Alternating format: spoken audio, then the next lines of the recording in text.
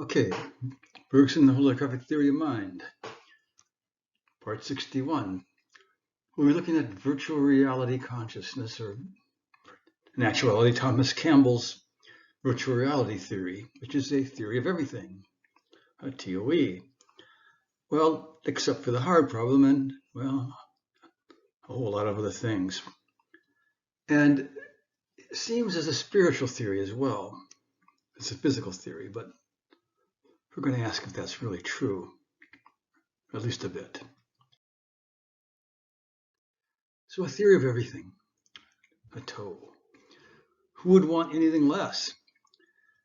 So I'd have to say Bergson himself would have said, this is, well, I'd say maybe an overreach, given our understanding of things, which to say, I think Bergson, I think, is kind of just really off the wall.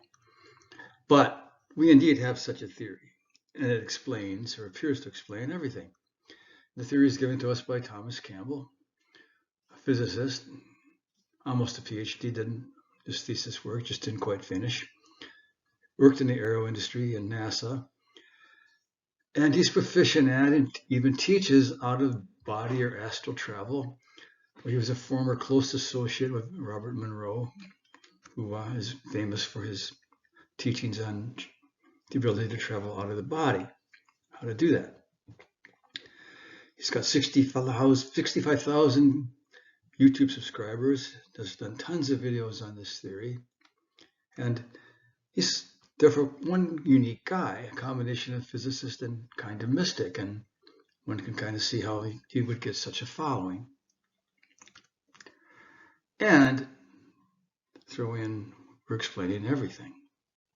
It's an overarching theory, we think. So the fundamental motif of the theory is this: consciousness is a virtual reality computer. And this would be his basic diagram, a standard visual or virtual reality game. And you've got a computer on the right there that's generating a data stream to a player. And the player makes choices in the world that's being generated for him, sends it back to the computer. The computer generates a new data stream that the player begins to react to again. So the player is aware and makes choices for its avatar in the game, a superhero or something like that, and the player must be conscious. And the computer computes via a rule set, the objective in quotes, virtual reality environment, and the results of every action. So we just take the standard virtual reality thing here and shift a few things. So now we've got, well, the player is what he calls an IUOC, an individuated unit of consciousness of a big C. And it's your consciousness and makes choices for its avatar, which is your body. And is conscious. It's a subset of the larger consciousness system, which is over here, which is the computer. So the larger conscious system is a computer. It computes via a rule set, again, the objective virtual reality environment. Again, objective has to go in quotes. Our physical universe, that is, and the results of all interactions. So, same motif. So the virtual reality is defined by a data stream and exists only in the minds of the players. And in a given reality frame, he says the computer must be the same stuff as the player. Now, a reality frame may be the physical world, the astral world as an out-of-body experiences, and therefore the astral world would be just a different data stream, or whatever world you can think of. And to the avatar, the player and the computer are non-physical. So the purpose of all this is that consciousness is an information system, and this system evolves by lowering its entropy. And it does this by increasing love, caring, sharing. And the virtual reality framework provides an unending series of moral choices. And individualized units of consciousness evolve via good quality choices. It's the general framework. So the virtual computer, VR computer, is constantly drawing from a random probability distribution of data. The form of the distribution is governed by physical laws. I enter a forest and I see a dead tree. As I step forward, the VR system renders the tree is not moving. This is a high probability. A dead leaf next to my shoe is rustled by my shoe. It's in the direct path. High probability, it's going to be rustled. When my foot sinks into the water, should I be stepping into the swamp? Coulomb's double slit experiment, and this is where Thomas tends to make his hay in quantum mechanics, explaining quantum phenomena. So there the VR is rendering the nice interference pattern.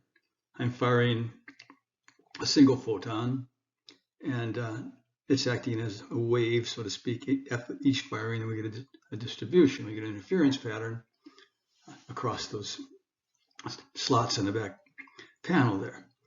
So as each photon is fired, the VR is drawing from a probability database.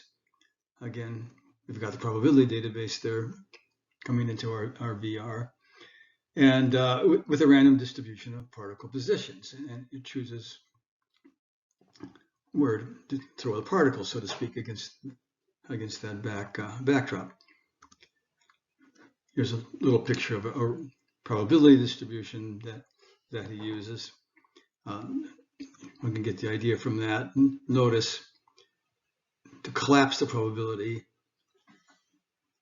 for a physical result, we're taking an observation. In other words, this is all based, as my little picture on Copenhagen there says, in the Copenhagen framework. That is, there's collapses of the wave function, superposition of particle positions considered in this, square of psi of the wave function is equal to probability, etc. So with this VR scheme, we can explain all the phenomena of QM, physics in general, the hard problem of consciousness, the meaning of life, you name it. So implications of this theory emerge in Campbell's notions of how we can have conscious computers. Conscious computers. Neural nets, he states, can indeed have free will. Now, why is that? Well, the computations are just too complex to predict the net's behaviors. That's his criterion for free will. If it's too complex to predict, it must be free. We can call it free will. Now, notice underlying is a basic form of determinism. It's illusory free will. But they cannot be constructed to have awareness, these neural nets. Why is that? Because awareness can only be attained if an individualized unit of consciousness chooses that neural net, chooses it to serve as its avatar within the, I forgot what PMR means, but within the virtual reality. So we have to have our IUOC here come down and choose a player as its avatar. Remember, the brain is only receiving a data stream, which the IUOC is interpreting. So apparently, an individualized unit of consciousness now just interprets the data stream received by the neural net. Or does it? So our avatar is experiencing a coffee cup out there on the kitchen table.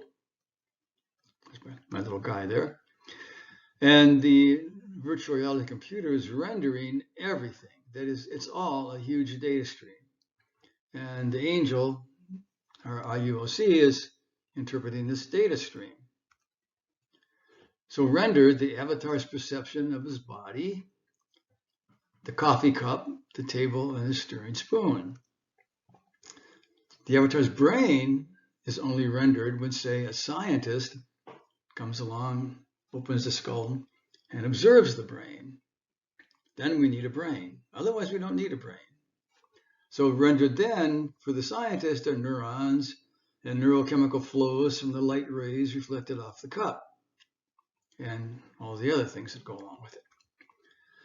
So the brain node is actually unneeded thus far, except for the scientist. I mean, it would seem that the data stream is the experience within, without, within the body, without the body, the external cup, internal sensations of stirring, resistance of the liquid, etc. This is just raw idealism. Everything is mind. It's easy. It's an easy framework. Now the scientist observes the brain. He's a realist. The objective world he thinks actually exists. He wants to know how, from the chemical flows, there arises the image of the coffee cup and the feeling of stirring. He has the hard problem, the dreaded hard problem. But Campbell would just laugh. He would say, in essence, you only have that problem because you won't accept my form of idealism. You have been tricked by the virtual reality rendering system. But brain or neural net, same problem. Campbell has no answer for the scientist. He never will. He doesn't even need an answer. In truth, he really doesn't even need a brain. Subtract the scientist. The experience of the coffee is just rendered.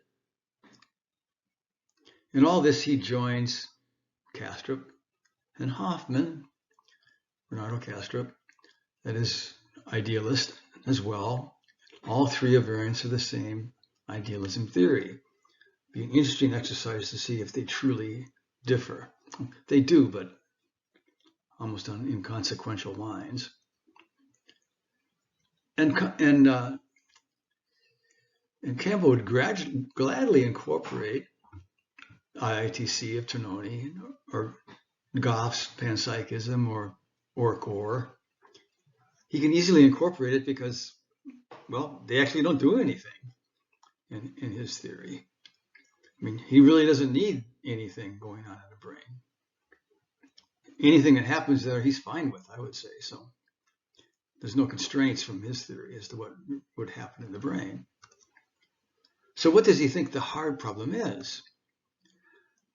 To quote, the hard problem is showing how inanimate particles can go together in some configuration.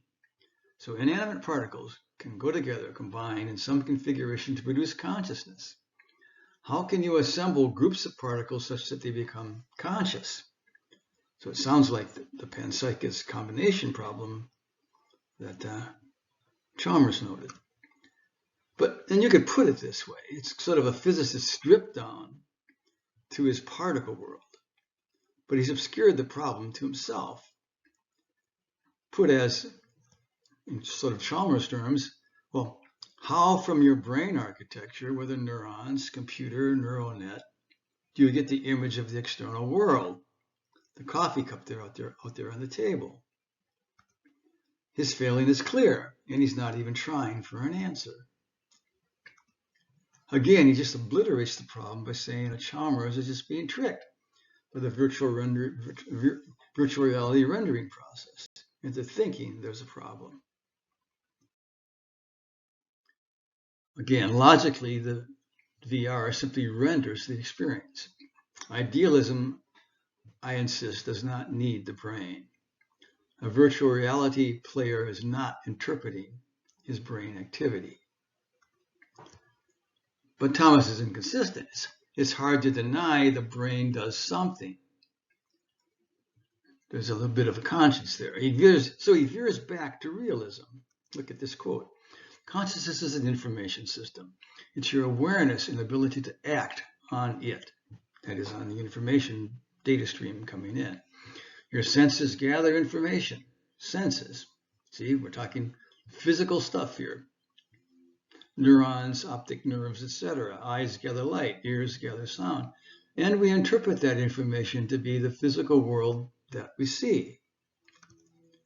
So he's right back to the same problem, the hard problem. How does the IUOC, our individual, interpret neural flows as the coffee cup with swirling liquid out there? Or interpret the logical operations of a neural net as the coffee cup out there? There's no answer to this. Remember, his conscious computer, you have an IUOC, our angel. He's chosen the neural net as its avatar. The data stream into and through it must now be interpreted by our angel. In a neural net, the input, even just one static snapshot, becomes a massive set of bits, in turn structured as matrices, conceptually structured, in turn conceived as weights, in turn conceived as matrix operations, etc. So our angel interprets this mess as a coffee cup? How? But worse, these are still Turing computations. They're still Turing computations, and the whole mess could be done by our various tedious Turing machine, right? And just substitute, put that in the brain instead of the neural net. So again, you've had a read head hitting instruction after instruction, tape lurch after tape lurch from remember, we have an infinite tape with instructions on it. The read head goes back and forth reading symbols. It's all the same computations as the neural net.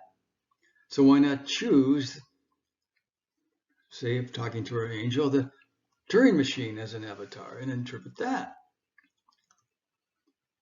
Just choose that and interpret it as the coffee cup out there with all of its flows and all of these kinesthetic properties, etc. But why not? Because maybe it's now obviously absurd, even if sped up to incredible speed. Remember, the physical implementation of the computation, whether it be beads or shoe boxes or chips or tape, means nothing. It's the abstract operations only that constitute the effective or operative dynamics, in quotes. And no matter how fast that operative dynamics, those symbol operations, nothing actually changes. It's just the same operations going faster or slower, same difference. Again, this is a big delusion in the AI world that if we just speed things up, somehow it suddenly equals consciousness or perception or something. Now, behind all this is a conception of time, and nicely on display in his treatment of Zeno. He says, Zeno was saying you can't get from A to B, so Achilles can never get to the tortoise, never capture him. He notes Achilles and the tortoise, says these are based on the notion that space and time are continuous, and most physicists agree with this idea. But no, he says, space and time are digital. You can have the distance repeatedly, but you would never get there. In this statement, at least he's admitting this: infinity is infinity. You would never get there, no matter how many times you have. He notes philosophers say this is solved via calculus, by taking a limit. But, he says, calculus does this by employing very small distances and times, delta t's and delta x's. Now, this is an incorrect description of the problem. Again, the delta t's are part of the problem in a sense, in that these only express, each of them, the end of an interval. No matter how small the interval, we're dividing up the interval from one swipe of the tail to the poster to the next swipe, and a whole series of smaller intervals, delta t's. But we're only looking at the ends of the interval in mathematics, and these are always spatial lengths. We're not looking at what's happening during the interval in the mathematics. It's all being treated spatially, and we only care, in essence, about the end of the interval, taking that value. So calculus, in truth, solves this by denying infinity is infinity. It just uses the math convention to take the limit. Take the limit to get the ultimate velocity. Again, this is the classic metaphysic, where time is just treated as a form of space. And both, time and space being basically one large abstract space, are both infinitely divisible. And Thomas does not begin to question this. Again, the space and time are continuous, that he says physicists accept. Yes, is continuous in a sense for physics, but only in terms of the classic metaphysics, because they're infinitely, space and time is infinitely divisible. It's not treated as not indivisible. That's not what physics do. So physics is very willing to accept where he goes. When he says the obvious solution when you read Zeno's paradoxes, you immediately see that given this reality is not created out of continuous space and time, but that everything is digital, time jumps forward in little chunks of delta t's. Space degenerates into granularity like little pixels, and we're sort of getting to the quantum notion. Physicists are quite easily ready to jump to this. In fact, they're basically there. They simply have to ignore the idea that taking a limit is purely a mathematical convention, and their continuity then degenerates into tiny bits. So why? Why is everything digital? Well, we already know. Because it's generated in a digital computer. And you jump from delta t to delta t, or from pixel to pixel. There is no in-between. Nothing happens between the delta t's. He goes on, the assumption of this digital VR solves these logic problems like Zeno that are still being argued today. So our entire virtual world is being destroyed and recreated or re-rendered instant after instant. But there must be a source of continuity. We see the spoon and the hand in motion, a time-extended motion over these instants. Else we would see just one frozen instant, then the next, then the next. But that would be the entirety of our consciousness. There would be no preceding instant or future instance, only this one particular instant, and the next and the next. So obviously, Thomas is assuming that it is consciousness that is providing the continuity, which is to say, it provides the memory that binds or glues these instants together into a continuous whole. And that supports the perception of the globality of the transformation. Otherwise, the globality is lost with discrete instants. I've made this point multiple times before with Penrose's proof of non-computational thought, his visual proof, for example, of a computation that does not stop, where I fold a hexagonal number like 19 at the top there into a three-sided structure. It'll appear there. And then I stack these three-sided structures over the previous. The proof being adding successive hexagonal numbers always equals a cubical number, the visual proof. But I have to see the globality of this transformation, folding, cubes, stacking, all preserving the invariance again and again and again. And I need, therefore, this indivisible flow of time. So we would wonder, why not Bergson's conception of time then? The instants interpenetrate each other, each reflective of the entire preceding series, like the notes of a melody, an organic continuity, an indivisible flow.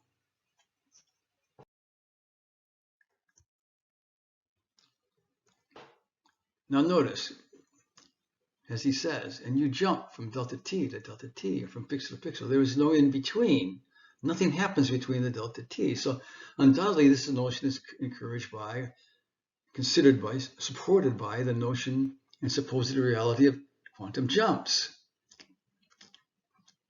We have a state of an electron, and it jumps from state 1 to state 2, and there's nothing in between. But Thomas might want to check Schrödinger's trashing of the validity of this concept. Are there quantum jumps? His answer was no. In truth, Campbell's framework is based on the validity of the Copenhagen framework of QM, on the supposed phenomenon of collapses due to measurements or observations. We've seen Schrödinger's trashing of this in number 60. We've seen the grievous nature of the measurement problem in 45A and 45B. I could go into Dirac's critique and many other developments. In my opinion, the Copenhagen framework is doomed. But that's what a great deal of Thomas's explanation rests on. So Toe's notion of information is integral to all of this. He says, to say reality is information is to say the same thing as it's a VR. They, that is the physicists, just can't take the next step, which is to say that info is structured and that the structure implies a computer. A consciousness is a computer. And what is information? For physics, all is information. A particle is modeled as a point with properties, not a chunk of mass, else you don't get the right answer. So for physics, reality is information-based, not mass-based. And he says elsewhere, an electron is a point with the attributes of mass and attributes of charge, exactly what would be in a computer, in a VR. An electron is just information. And he goes on, reality is information. All we have is data. Photons come in, neural impulses, discrete pulses, go to neurons, synapses. Note these back to this realism acknowledgement. What are neurons? Discrete pieces of information. So what is your reality? Data, little electrical blips. It's neurons and patterns of neurons. It's digital data. And when I say data, I mean discrete. Digital is another word for discrete. That's what your reality is, pulses, data. Yet AI, or the brain as a computer model, has been employing this notion of information from its birth, from the 50s to 60s without success, for 50, 60 years. It's the common sense knowledge problem, heavily unsolved, or also equivalently the frame problem. The little example I'd like to point to as a common sense knowledge problem is designing a mousetrap out of a set of components, a box, a pencil, paper clips, rubber bands, etc. And we try to list for the computer, its database, the possible functions of a pencil, like write, erase, or poke, or scratch, or stir. Notice, all of these functions, by the way, are relative to certain transformations being applied to the pencil. And this is the core of the difficulty. The possible transformations are infinite. One cannot create a finite list of the possible transformations. So whether you try functions, attributes, features, all this grinds down to the same problem. And of course, we noted that, well, we can make a mousetrap like a crossbow, analogous to a crossbow, where now the pencil under this transformation becomes a spear, or a spear-like thing. But we could consider a beheader with the pencil lodged in the corner, rubber bands pulling it down, and the pencil's assuming yet another property or function, likely unforeseen given the transformation. So why does this concept fail? Because the concept of information, this particular concept that Thomas is pointing to, listing attributes, cannot capture the dynamic nature of events and the invariance laws that define them. Or a simple coffee stirring, defined by an event invariance structure. There's velocity flow fields, gradient of velocity vectors, adiabatic ratios, the energy of oscillation, the frequency of oscillation. There's an inertial tensor with the moment of inertia, acoustical invariance, etc. And these invariants are defined only over time, that is, over a continuous, indivisible flow. They do not exist in a discrete, abstract, timeless, instantaneous instant. They cannot. And therefore, this whole conception of information falls apart, flat on its face, which is why they're stuck in the common sense knowledge problem. Note also, our crossbow, used for the crossbow trap, is an invariant structure. And the pencil is actually being inserted into this invariant structure, and it will fulfill the required properties or transformation necessary. But, says Thomas, that consciousness is a computer. Well, it must be an entirely different kind of computer, because this form of computer that he's envisioning is failing miserably, this form of computation. So what new, yet to be specified form of computer, or quote, computation, for it does not yet exist. This is his problem, which he doesn't recognize as a problem. And don't say it's a quantum computer. That is a unicorn. Take a look at number 58 in quantum mechanics or quantum computing's QC's basis in the Copenhagen framework, which is a fictitious basis, an illusory basis. It's not going to happen. Well, Thomas might say, no problem. The VR is always generating the coffee stirring instant by sampling its probability distribution. No need to worry about those invariance laws. He explains the double slit at the particle level, as we've seen, as an observation is made on each particle's firing. The coffee stirring, are you going to explain that also at the level of each particle? The motion of the particles in the liquid are constrained by the force of the hand, the ongoing energy change thereof, the size, shape of the spoon, the shape and size of the cup, and the kinesthetic feelings by all of the above. The event in a structure must be constraining the probability selection. And at the particle level, I'm not going to try to figure out how this happens. This is Campbell's problem. This is analogous, as I described in number 7, to trying to do the mental work to figure out how an AI program like Freeman and Newell's that claim to be able to design things like mousetraps, how that would possibly work, given exactly the same kind of thing. A database, shall we say, with points and sets of properties. Properties of materials that create mousetraps or whatnot. Again, it's the same problem. One wastes one's energy trying to figure out how this could actually happen. It's Thomas Campbell's problem. And in all this, there's nothing physical being rendered.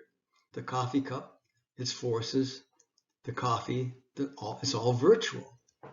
If you wanted to render something physical, it would seem to require a model like the 3D printer. You want to render a plastic car? Well, you need a reservoir of plastic in its material.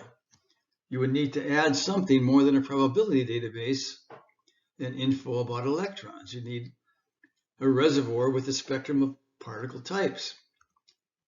Now make that work. Interesting. But we don't need to. It's all virtual in consciousness. Except, not quite. Again, all we have is data. Photons come in, neural impulses, discrete pulses go to neurons, synapses. So what is the reality? Again, electrical bips. But again, this is the subtle oscillation back to realism. Photons, neurons, electrical pulses, but only needed if a brain scientist observes the brain. How does one keep this consistent? This subtle oscillation between realism and idealism, its core cause, its resolution, this is all detailed by Bergson in 1896.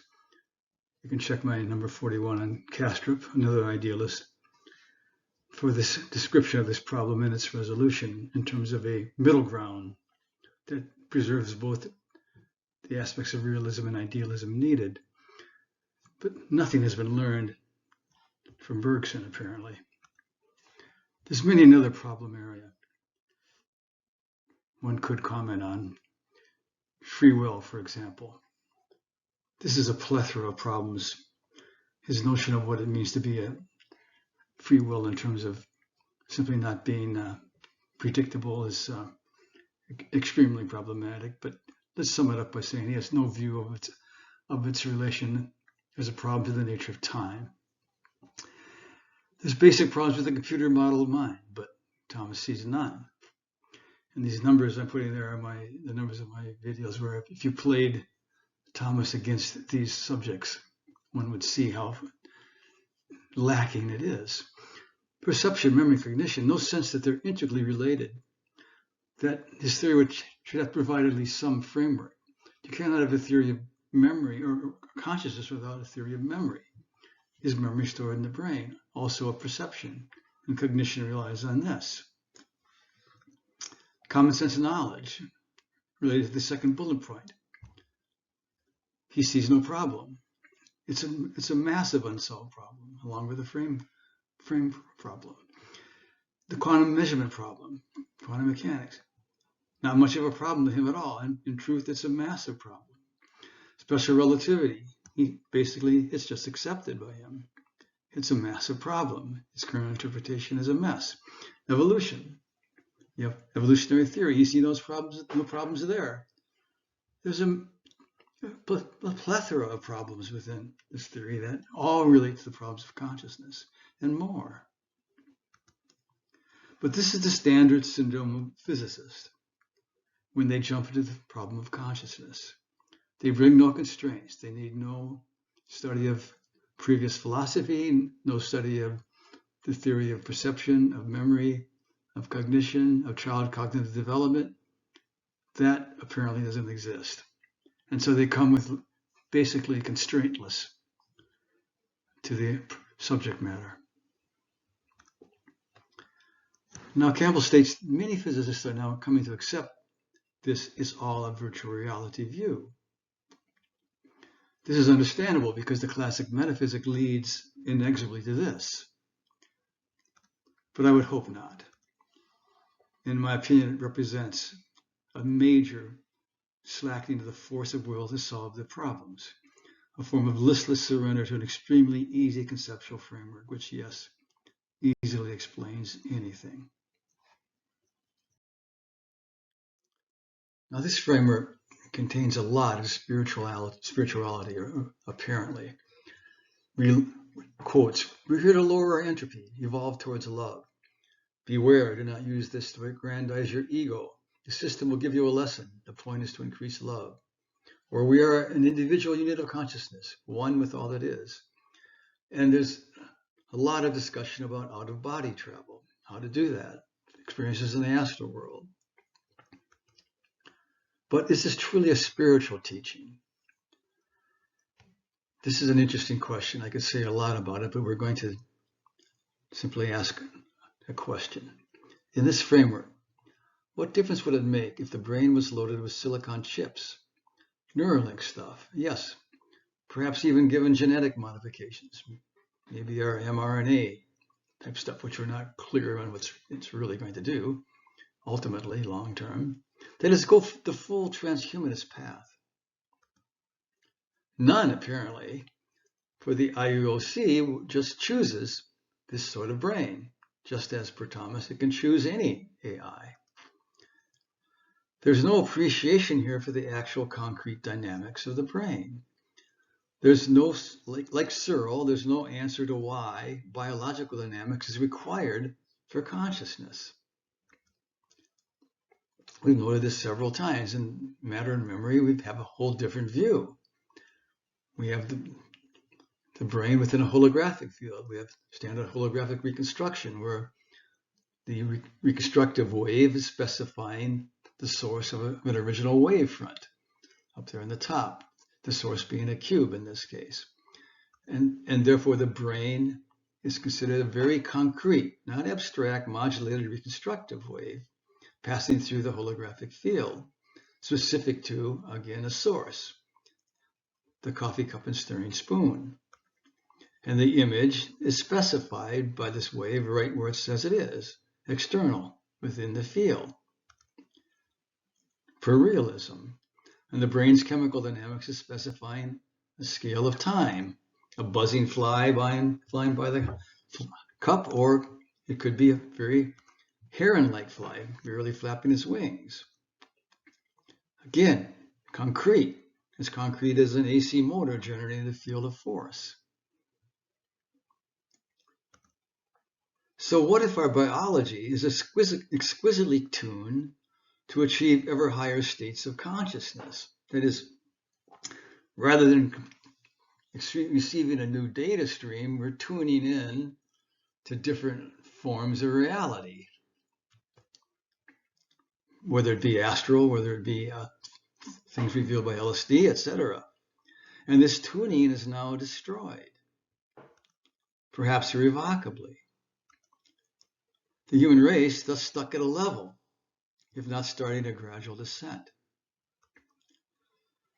In my opinion, humanity at this time is hurtling at a breakneck speed toward this choice point: transhumanism or spirituality, and with little understanding thereof. So next we'll see. Till then, signing off.